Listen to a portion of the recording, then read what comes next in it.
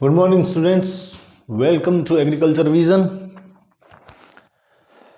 आपके लिए यहाँ पर इंग्लिश की क्लासेस जो है कई दिनों से लगा रहे हैं और इंग्लिश ग्रामर की जो क्लासेस चल रही है उसके अंदर अगर आप देखते हो, आपको कोई डाउट लगती है, कोई सजेशन होता है तो उसका आप कमेंट कर सकते हैं। चैनल को लाइक करें, सब्सक्राइब करें और अगर आपको ये क्लास पसंद आती है तो बेल आइकन भी दबाएं ताकि जैसे जैसे आगे क्लासेस लगे आपको नोटिफिकेशन मिलता रहे और आप वीडियो इसके देखते रहें। कोशिश यही रहेगी कि आपके लिए ग्रामर के जितने भी टॉपिक हैं सभी को कवर किया जाए, राइटिंग सेक्शन को कवर किया जाए और आपको जो है पूरा बेनिफिट मिल सके। तो जो डायरेक्ट इनडायरेक्ट की क्लास थी हमारी वो कंप्लीट हो चुकी है और डायरेक्ट इनडायरेक्ट के अंदर अगर किसी को डाउट हो तो जैसे आप वीडियो देखते हो एनी टाइम अगर उसके अंदर आप अपने डाउट लिखते हो कमेंट बॉक्स के अंदर, तो जो भी नेक्स्ट क्लास लगाएंगे, जिस किसी भी टॉपिक की क्लास अगर चल रही हो, आपका डाउट जो है वो क्लियर किया जाएगा। उसके बाद ही आगे क्लास कंटिन्यू की जाएगी। तो लेकिन बताओगे ही नहीं तो फिर डाउट का पता कैसे चलेगा। खैर, जो डायरेक्ट इनडायरेक्ट है वो हो गया हमारा कंप्लीट, टेंस हुआ, उसके बाद में हो गया डायरेक्ट इनडायरेक्ट। अब जो आगे हम लेकर के चलेंगे क्लास वो है हमारी एक्टिव और पैसिव। ज़्यादा लंबी नहीं चलेगी, 3-4 पार्ट में इसको कंप्लीट कर लेंगे। तो एक्टिव और पैसिव यानी इसको कहते हैं वॉइस। क्या कहते हैं? वॉइस यानी आवाज़। और वॉइस कौन कौन सी होती है? एक्टिव और पैसिव। ये आपकी वॉइसेस होती है, एक होती है एक्टिव, एक होती है पैसिव। एक्टिव का मतलब होता है जिसमें जो सब्जेक्ट है, जो काम को कहने वाला है, जो बात को कहने वाला आदमी है वो खुद एक्टिव हो, उसके बारे में उसको सब्जेक्ट बनाया जाए। यानी जो काम को करने वाला है, एक होता है काम, एक होता है करने वाला। ठीक है, तो जो काम को करने वाला है उसको अगर हम सब्जेक्ट बनाते हैं और कार्य को उसके ऑब्जेक्ट बनाते हैं कि इसने ये काम कर दिया है, तो ये चीज जो है ना इसको आप एक्टिव कह सकते हो क्योंकि इसमें सब्जेक्ट एक्टिव है। लेकिन जब आप सबसे पहले हम जिक्र उस चीज का करते हैं जिसके ऊपर कार्य किया जा रहा है या जो कार्य से प्रभावित हो रही है ना, उस चीज का अगर हम पहले जिक्र करते हैं तो और सब्जेक्ट को लास्ट में करते हैं। जैसे हिंदी के अंदर जैसे मैं आपको बताऊं, आप ये कहते हो कि राम ने गिलास तोड़ा, तो राम ने जो कार्य किया वो है तोड़ना और कार्य किसके ऊपर किया? गिलास के ऊपर। तो राम ने जब गिलास तोड़ा तो कार्य किया गिलास के ऊपर, तो हमने प्रेफर किया है कि राम को, हम ये कह रहे हैं राम ने गिलास को तोड़ा, यानी जो बात का हमने सब्जेक्ट बनाया वो राम को बनाया है। लेकिन प्रभाव किसके ऊपर पड़ा? राम के द्वारा किए गए काम का जो प्रभाव पड़ा वो पड़ा गिलास के ऊपर। गिलास के ऊपर पड़ा। तो अब जैसे हम इस सेंटेंस को अगर ऐसे कहें कि गिलास को राम के द्वारा तोड़ा गया या गिलास को राम ने तोड़ा, पहले हम कह रहे थे राम ने गिलास को तोड़ा, अब हम कह रहे हैं गिलास को राम ने तोड़ा। तो अब हम जो जिक्र कर रहे हैं वो उस वस्तु का कर रहे हैं जो प्रभावित होती है। और ये वाला जो सेंटेंस होता है ना, जिसमें उस वस्तु का जिक्र किया जाए, उस ऑब्जेक्ट का जिक्र किया जाए जो सब्जेक्ट के कार्य से प्रभावित हुआ है, ठीक है ना, उस ऑब्जेक्ट का जिक्र पहले कर दिया जाए जो सब्जेक्ट की हरकतों की वजह से प्रभावित हुआ है, तो वो आपका होता है पैसिव वॉइस। और जिसमें आप काम करने वाले का सीधा बारे में बता देते हो, इसने ये काम कर दिया, वो होता है आपका एक्टिव वॉइस। इसके जैसे आप डायरेक्ट इनडायरेक्ट कर रहे थे टेंस वाइज, वैसे ही इसके भी कुछ रूल्स होते हैं, राइट। लेकिन ये थोड़ा सा इजी है उसकी बजाय। तो देखते हैं सबसे पहले कि किस तरह से होते हैं। टेंस वाइज ही चलेंगे जैसे हम हर एक के अंदर चल रहे थे। तो आपको अगर टेंस का स्ट्रक्चर याद होगा तो हो जाएगा, कोई दिक्कत नहीं। जैसे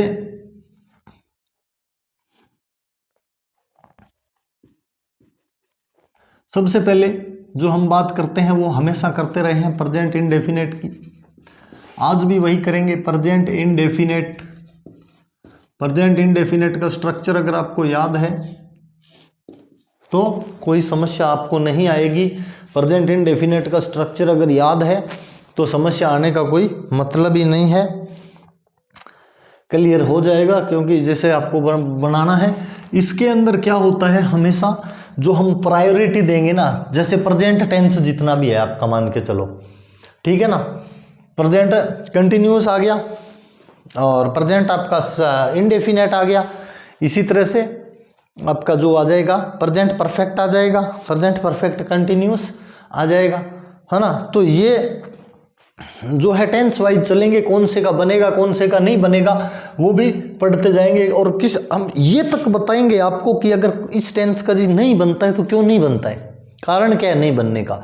ये सीधा कह के नहीं छोड़ेंगे भाई साहब कि प्रेजेंट ये जो है ये प्रेजेंट परफेक्ट कंटिन्यूअस है साहब इसका नहीं बनेगा, ये कह करके और आपसे पीछा नहीं छुड़ाएंगे। आपको ये तक क्लियर किया जाएगा कि जो प्रेजेंट परफेक्ट कंटिन्यूअस है उसका नहीं बनता है तो क्यों नहीं बनता है, पास्ट परफेक्ट कंटिन्यूअस का नहीं बनता है तो क्यों नहीं बनता है, रीजन तो होना चाहिए ना। फ्यूचर कंटिन्यूअस का नहीं बनता है तो क्यों नहीं बनता है, रीजन क्या है, तो रीजन के साथ आपको कराएंगे बिल्कुल।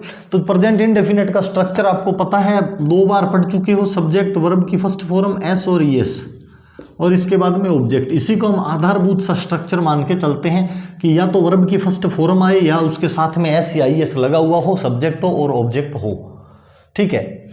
और इसके अंदर तब तक नहीं बनेगा जब ये मान के चलो आप कि जो वर्ब होती है ना उस वर्ब का इफेक्ट अगर ऑब्जेक्ट के ऊपर नहीं पड़ रहा है तब तक नहीं बनेगा। जैसे आप सीधा कह लो राम गोज टू स्कूल, तो राम गोज टू स्कूल ये मान लो, ठीक है। अब देखो ये है कि Ram goes to school, Ram कहाँ जाता है स्कूल, लेकिन राम के जाने से इस पे क्या प्रभाव पड़ा, कुछ नहीं पड़ा, राम चला गया, 1000/1 राम और आ गयो, के फर्क पड़े है कि नहीं, समुद्र में 1 गिलास पानी डालो के ठाला गए। तो राम गोज टू स्कूल यानी राम के जाने से इसके कोई प्रभाव नहीं पड़ा, और जब तक ये प्रभावित नहीं होगा ना तब तक आपका पैसिव जो है वो नहीं बनेगा, ये ध्यान में रहे आपके। अगर आपको पैसिव बनाना है ना तो जो ऑब्जेक्ट है ना वो सब्जेक्ट की हरकतों से प्रभावित होना चाहिए तभी जा करके बनेगा, नहीं तो मिथ्या बात है बिल्कुल कि किसी का भी बना दो बंद हो जाता है, ये बिल्कुल नहीं बनेगा। ये इसके अंदर आपको हो सकता है लपेटा भी जा सकता है कि इसके आ सकता है, तो उसमें आपको बताना तो पड़ेगा, मेंशन तो करना पड़ेगा ना कि इसका नहीं बन सकता साहब। इसके अंदर ये है कि जो ऑब्जेक्ट है वो इफेक्टेड नहीं है राम के किए गए कार्य के द्वारा, तो इसकी वजह से नहीं बनेगा, ठीक है। तो इसी तरह अब ये मान लो राम रीड से बुक, ये बन जाता है राम रीड से बुक। राम बात तो वही है, राम गोज टू स्कूल और राम रीड से बुक बात तो वही है, लेकिन यहां पे फर्क नहीं पड़ा क्योंकि राम के जाने से स्कूल के कोई फर्क नहीं पड़ता, राम रीड से बुक। लेकिन जब राम किताब को पढ़ेगा तो राम की जो क्रिया है उससे सीधी सीधी किताब प्रभावित होती है कि राम ने किताब को उठाया है और उसको वो पलट रहा है, खोल रखी है तभी तो पढ़ रहा है, तो ये जो किताब है ये राम से प्रभावित होती है, इसका बन जाएगा। जैसे अब प्रेजेंट सिंपल वाले का क्या बनेगा, देखो प्रेजेंट सिंपल वाले में हम क्या करते हैं, जैसे ये हमारा सेंटेंस आ गया, सब्जेक्ट आ गया, तो ये जो ऑब्जेक्ट होता है ना इसको हम ले आएंगे सबसे पहले, ऑब्जेक्ट को पहले लेकर के आएंगे। पहला क्या है, ऑब्जेक्ट से सेंटेंस शुरू करें, पहला रूल ये रहेगा ऑब्जेक्ट से सेंटेंस शुरू करें। ऑब्जेक्ट से सेंटेंस शुरू करेंगे यानी जो इधर वाला है उसको लेकर के आएंगे और स्टार मार्क करके लिख लें, प्रोनाउन या आर्टिकल साथ में उठाएं,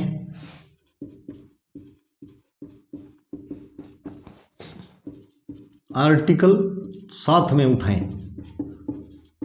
जब यहां से उठा के उधर लेके जा रहे हो ना तो इसका मतलब क्या है, इसका मतलब यह है कि जैसे इसके साथ में ये आर्टिकल आया है या माई हिज बुक आ जाता, राम रीड्स हिज बुक, तो हिज क्या है प्रोनाउन और ए क्या है आर्टिकल। इस तरह से अगर कुछ आता है ऑब्जेक्ट के साथ तो उसको साथ में ही चकना है, सुनना नहीं छोड़ना, है ना। तो अब इसको पूरे को उठाएंगे आप, ऑब्जेक्ट से सेंटेंस शुरू करें तो ए बुक, ठीक है। सेकंड रूल क्या है,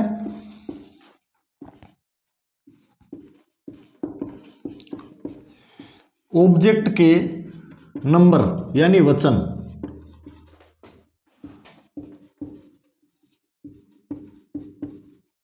अनुसार, ऑब्जेक्ट के नंबर अनुसार प्रेजेंट सिंपल में क्या लगेगा देख लो, इज एम आर लगाएं। ऑब्जेक्ट के नंबर के अनुसार इज एम आर लगाएं। ऑब्जेक्ट जैसे ए बुक, एक बुक है तो इज लग जाएगा, इज, ठीक है। और इज एम आर के बाद में क्या करना है, टेंस का नियम तोड़ना है, धत्ता बताना है आपको। लिखेंगे ऑलवेज यानी हमेशा, यूज V3,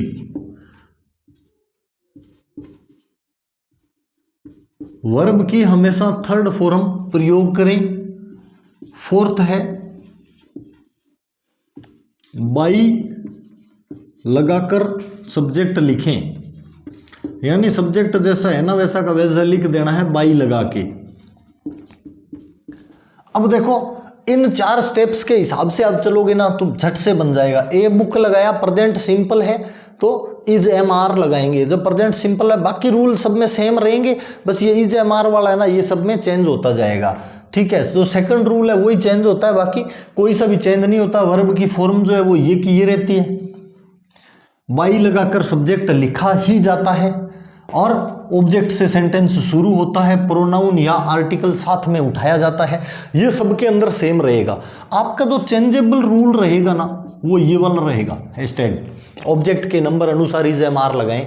ये वाला जो है ये आपका चेंजेबल रूल है। तो इसको क्या लिखेंगे, देखो a book is, third form क्या होगी रीड की, रीड रीड रीड लिखते हैं लेकिन पढ़ते हैं रीड, रेड रेड रेड। अब इसके बाद में ऑब्जेक्ट के नंबर अनुसार इज एम आर लगाया, ऑलवेज वर्ब की थर्ड फॉर्म लगाई, बाई लगाकर सब्जेक्ट लिखें तो आपने बाई लगाया और सब्जेक्ट क्या था, राम, इसको लिख दिया। ए कैपिटल हो जाएगा ना, पहला लेटर है। A book is red by Ram. इस तरीके से आपका जो प्रेजेंट सिंपल के जो सेंटेंस है वो इसी तरीके से बनेंगे। ऑब्जेक्ट से सेंटेंस शुरू करें, प्रोनाउन या आर्टिकल साथ में उठाएं, ऑब्जेक्ट के नंबर अनुसार इज एम आर लगाएं, ऑलवेज यूज वर्ब की थर्ड फॉर्म और बाई लगा करके सब्जेक्ट लिखें, ठीक है। अब ये तो हो गया आपका एक्टिव और पैसिव। इसके बाद में क्या करोगे,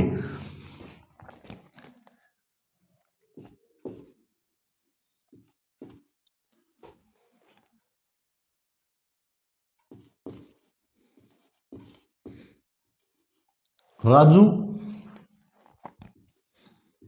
देखो एक सेंटेंस देता हूं, Raju comes to me, Raju मेरे पास आया, ठीक है। यानी अब देखो ये इसमें था, ये इसमें था, यानी राजू आपके पास आया। राजू के आने से आपके कोई फर्क पड़ा क्या, नहीं पड़ेगा ना, तो आप प्रभावित नहीं हो रहे। राजू आया तब भी आप वैसे ही थे, नहीं आया तो ये तो है नहीं राजू के आने से तुम्हारे 4 कान हो गए या राजू के आने से तुम्हारे 3 नाक हो गई, तो तुम्हारे ऊपर कोई प्रभाव नहीं पड़ा ना। ये कि राजू के आने से तुम बीमार हो गए या राजू के आने से तुम तंदुरुस्त हो गए, कुछ नहीं फर्क पड़ रहा ना। तो जब इसके आने से तुम्हारे फर्क नहीं पड़ता, यानी इसके साथ में जब टू होना तो ऑलमोस्ट यही होता है कि जब जैसे कम्स टू मी आ जाता है ना इसके अंदर, या देखो गोज टू स्कूल, ये जब टू लग जाता है तो इसका मतलब है अब एक्टिव पैसिव नहीं बनेगा क्योंकि ये प्रभावित नहीं हो रहा है, ठीक है। इसी तरह अब लिखो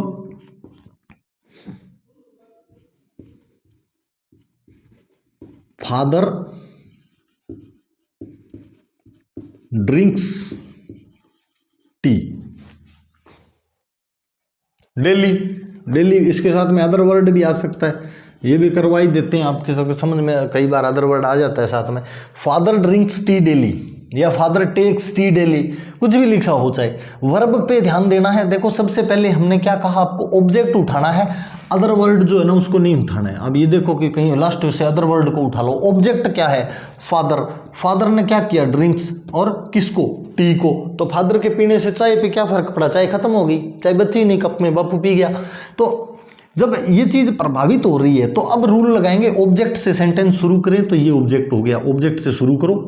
टी, टी क्या है, इज लगाओ, सिंगुलर है, ठीक है। टी इज एम आर लगेगा ना, इज लगा दो, नंबर के अनुसार लगेगा, नंबर क्या है, टी का सिंगुलर है तो इज लग जाएगा, ठीक है। अब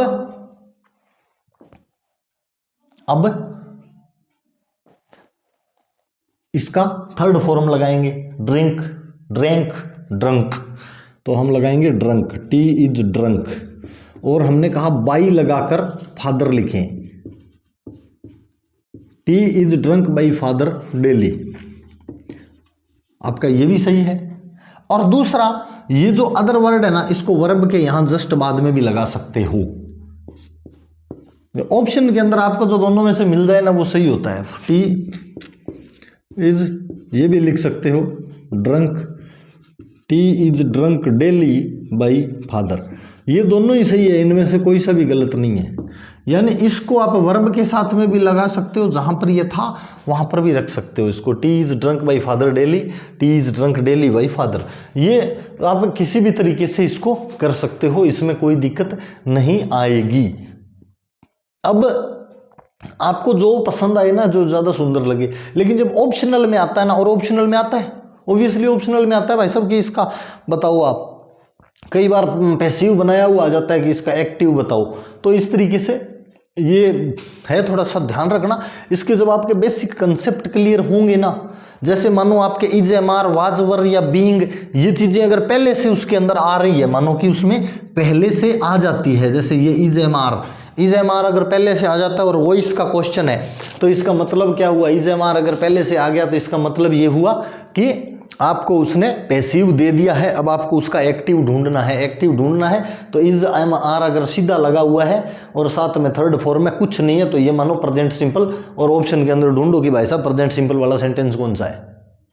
ये चीज आपका, ये कंसेप्ट जब क्लियर होगा ना, तब आपका ये जो वॉइस है एक्टिव और पैसिव वॉइस, ये क्लियर होगा।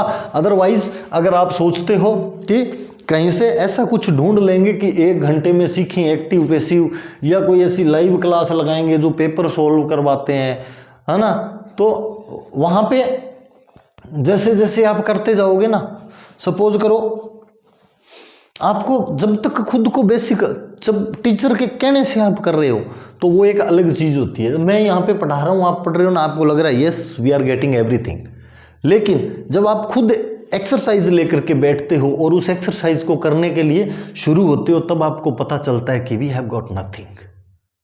उस समय आपको लग रहा था yes I am getting everything, और उस जब खुद करने बैठोगे तब लगेगा आई हैव गॉट नथिंग, यानी प्राप्त हो रहा है ज्ञान, और करने बैठे तब यार कुछ प्राप्त नहीं हुआ।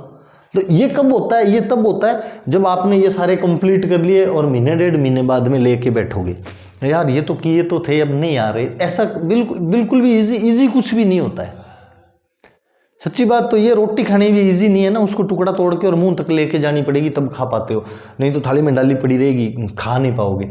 तो इजी कुछ भी नहीं है। T is drunk daily by father, इस तरीके से आपको इसके बेसिक रूल्स का ज्ञान होना चाहिए कि प्रेजेंट इंडेफिनेट है, इसका ये स्ट्रक्चर है, और प्रेजेंट इंडेफिनेट का स्ट्रक्चर ये है, तो इस तरह से करके। हाँ, और ये है कि इसके अंदर हिंदी मीडियम वाला भी एकदम, अगर एक बार थोड़ा सा पढ़ लिया, अब 4 ही तो रूल है, सब में 4 ही लगेंगे, 2 3 4।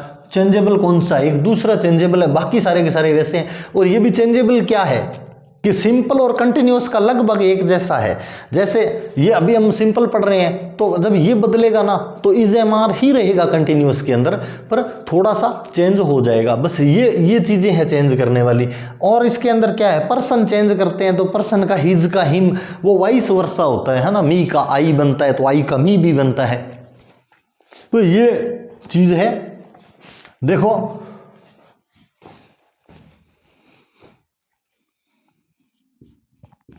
he beats me always। अब देखो ये जो है ना वर्ड्स, ये चेंजेबल हैं, इसमें वाइस वर्सा होता है, दोनों तरफ चेंज होता है। शी का हर बनता है, ही का हिम बनता है, हिज भी बनता है, और मी का आई बनता है। इस तरीके से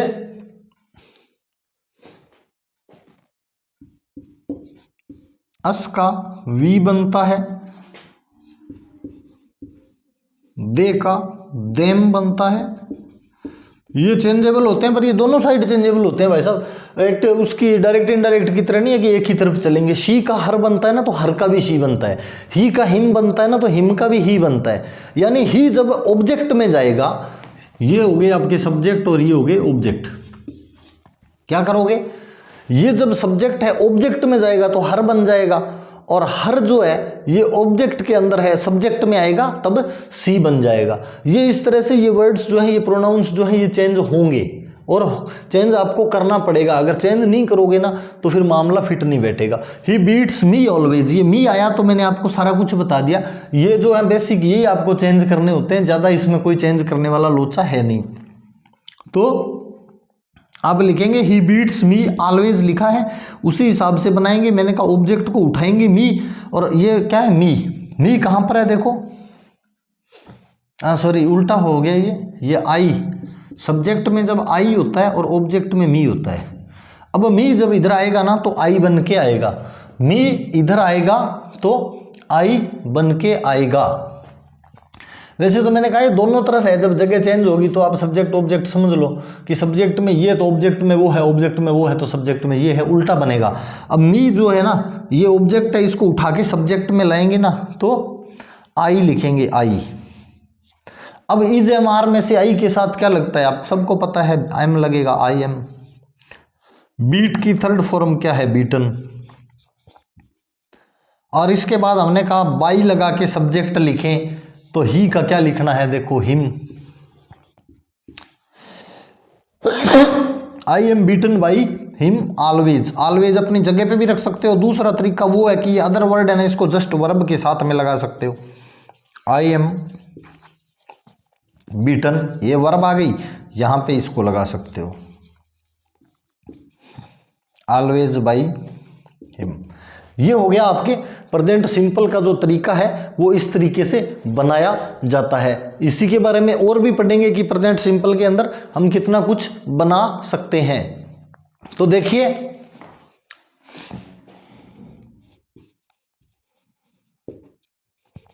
Raju eats an apple daily. Raju eats an apple daily, full stop.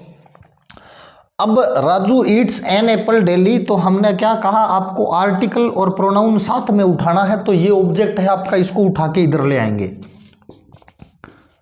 N apple is, apple single है, इज लगेगा। ईट का थर्ड फॉर्म क्या है, ईटन बाई राजू डेली, ये लगा सकते हो। या an apple is eaten daily by Raju, ये भी बना सकते हो।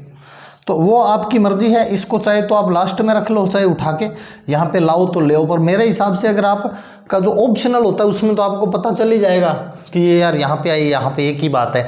अगर जब आप करते हो, हाथ से आपको करना होता है, तो इसको मत छेड़ना, अलबाद मत करना, इसके साथ पड़े रहने देना। अपने राजू तक ही ले लेना कि ये अपना ऑब्जेक्ट आ गया, ऑब्जेक्ट तक ले लो, बाकी छोड़ो बढ़न दो, उस हिसाब से काम कर लेना। इसी तरह से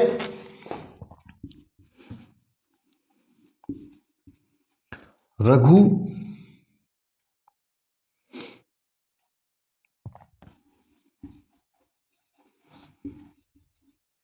ब्रेक्स द लग गया मानो, breaks the brick. Raghu breaks the bricks, ये लिख लो, ठीक है। अब रघु है, ये तो था अकेला, ब्रेक द ब्रिक्स, ये ब्रिक्स आ गया, आर्टिकल साथ में उठेगा। शुरुआत करेंगे द ब्रिक्स। अब देखो रघु अकेला था तो ब्रेक्स था, लेकिन ब्रिक्स जो है वो काफी सारी है। लास्ट में एस लगा है, इसका मतलब है ऑलमोस्ट प्लूरल है। प्लूरल है तो आर लगेगा, प्लूरल के साथ में आर लगता है, आपको पता है। ब्रिक्स आर, ब्रेक, ब्रेक की थर्ड फॉर्म हो गई ब्रोकन बाई। आपको जब टेंस कराया था उसी दिन मैंने बात की थी, the bricks are broken by Raghu. उसी दिन आपसे मैंने बात की थी जिस दिन अपने बात कर रहे थे ना, टेंस कर रहे थे। मैंने आपको कहा था 200, तोड़ना, फोड़ना, चलना, उठना, बैठना, जो बेसिक चीजें हैं ना आपकी, खाना पीना, लिटना, आ जाना, चल पड़ना, इनके जो वर्ब के फॉर्म है ना, ये आपको 200 ऑलमोस्ट हैं, ये आपको याद करने पड़ेंगे। अगर वर्ब के फॉर्म आपको नहीं आएंगे ना तो फिर मामला गड़बड़ है। और उसके अंदर भी याद करने वाले 60-65 हैं, बाकी तो सारे के सारे ईडी वाले होते हैं ऑलमोस्ट। तो जो थोड़े से अलग है ना, उनको तो याद करना ही पड़ेगा, इसके अलावा आपके पास कोई चारा नहीं है। आप अगर ये कहते भी हो ना कि मेरे पास में चारा है और मैं ऐसा कर दूंगा, तो भी आप नहीं कर सकते, ठीक है।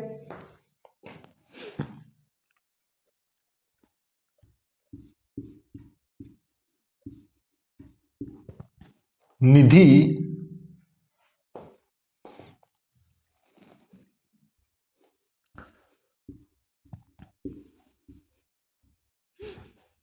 does not sing a song। ये एक से आ गया, मान लो Nidhi does not sing a song, Nidhi एक गाना नहीं गाती है। तो अब देखो ये जो है ना ए, अब इसके साथ में स्वीट सॉन्ग हो सकता है, ब्यूटीफुल सॉन्ग, कुछ भी अगर अगले ने लिख दिया तो इसको उठाना पड़ेगा। एन ओल्ड सॉन्ग लिख दे, पुराना गाना, तो पुराने को भी साथ में उठाना पड़ेगा। यानी आर्टिकल आता है, प्रोनाउन आता है, इससे संबंधित अगर कोई भी चीज़ है ना तो उसको आपने साथ में चकना ही चकना है। ऑब्जेक्ट से संबंधित जो चीज़ें हैं वो सारी उठा के लाएंगे। तो ए सॉन्ग ले आए पहले, ए सॉन्ग।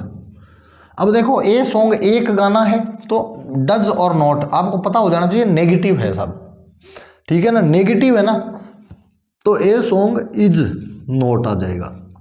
नोट अपनी जगह पे रहेगा, नोट को छेड़ना नहीं है। ए सॉन्ग इज नॉट, तीसरे स्थान पे नोट आता है, नोट तीसरे पे, ये तो सॉन्ग के साथ ही था। तो ए सॉन्ग इज नॉट। अब थर्ड फॉर्म आ गया कौन सा, संग बाई निधि। ये हो गया आपका एक्टिव पैसिव प्रेजेंट इंडेफिनेट का। अब इसके अंदर ये भी हो सकता है सर नेगेटिव आ गया, ये बताओ आप, अगर इंटेरोगेटिव आ जाए तो मैं एक ही नहीं जाऊंगा। बिल्कुल सही बात है, इंटेरोगेटिव आ सकता है, और इंटेरोगेटिव आता है तो उसके लिए भी अपने पास में हथियार होना चाहिए। तो उसी की बात करते हैं। इंटेरोगेटिव अगर आ जाए तो क्या करोगे। अब देखो इंटेरोगेटिव अगर आ जाता है ना तो उसके भी इन्हीं रूल्स के हिसाब से बनेगा, ज़्यादा कुछ करने की ज़रूरत नहीं है। जैसे देखो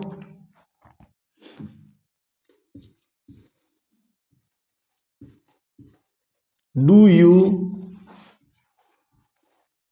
ईट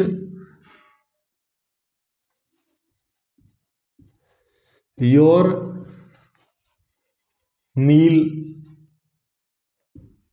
do you eat your meal, तुमने अपना, क्या तुम अपना खाना खाते हो, डू यू। अब देखो इसके अंदर क्या होता है, ये हो गया यू आपका, ये हो गया योर मील, ठीक है। ऑब्जेक्ट के अंदर क्या लाएंगे, योर, तो जहां हेल्पिंग वर्ब होती है ना उसी की जगह हेल्पिंग वर्ब लगा देंगे, और कुछ नहीं करना है। अब इसके अंदर जैसे हेल्पिंग वर्ब क्वेश्चन मार्क है, आपको पता चल रहा है हेल्पिंग वर्ब यहाँ है, तो जहां हेल्पिंग वर्ब है ना वहीं लगा देंगे। कैसे लिखेंगे देखो, सबसे पहले ये लिख लो आप, योर मील। मील क्या है, सिंगुलर है, तो आप आइडिया लगा लो कि इज लगेगा, सिंगुलर है तो वो जो हेल्पिंग वर्ब लगाते हो ना इज, वो यहाँ बाहर लगा देना। यही तो पढ़ रहे थे टेंस में कि क्वेश्चन मार्क हो तो हेल्पिंग वर्ब बाहर आ जाता है, तो इज योर मील। अब थर्ड फॉर्म लगा देना, ईटन, बाई लगा के सब्जेक्ट लिख दो, सब्जेक्ट क्या है, यू है। इसमें डायरेक्ट इनडायरेक्ट की तरह पर्सन चेंज तो करना नहीं है, और इसमें ना आपका सेंटेंस सिंपल में कन्वर्ट करना है, क्वेश्चन मार्क का क्वेश्चन मार्क ही रहेगा। तो is your meal eaten by you, ये हो गया इसका। इसी तरह नेक्स्ट अगर कोई सेंटेंस और आ जाता है इसी टाइप का, मान लो इसमें व्हेन लगा दे,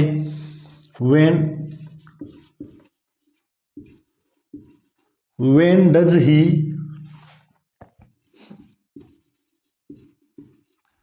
take a bath, question mark, when does he take a bath. अब व्हेन और डज दोनों लगा है, ठीक है ना, तो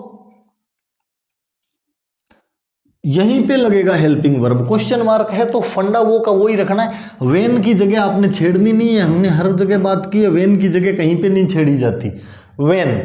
इसके बाद में ही जाएगा इधर, बात आएगा इधर, ए साथ में आर्टिकल है, साथ में उठाएंगे, व्हेन ए बात इज टेकन बाई ही है, when a bath taken by he का बन जाएगा हिम, क्वेश्चन मार्क रहेगा और जो इज हेल्पिंग वर्ब थी ना वो यहाँ लगा देंगे, यानी क्वेश्चन मार्क है तो हेल्पिंग वर्ब को वहीं लगाएंगे जहां पर लगानी चाहिए, क्वेश्चन मार्क के अंदर WH वर्ड के जस्ट बाद में हेल्पिंग वर्ब आ जाएगी। इसी तरह जो इसका नेक्स्ट जो है आपका सेंटेंस वो बनता है व्हाट डू